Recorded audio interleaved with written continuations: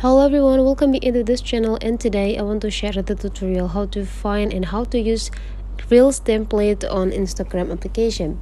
So first thing we have to do is just go open the Instagram application here, and after that you just need to go click plus button to create the new Reels.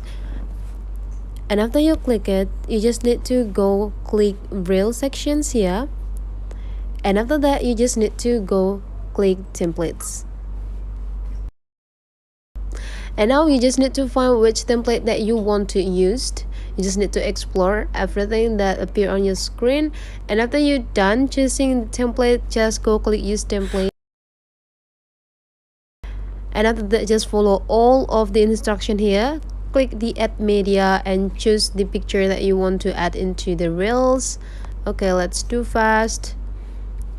Make sure that you fulfilling every instructions given here, and after you're done choosing the media, just go click next, and after that you just need to wait until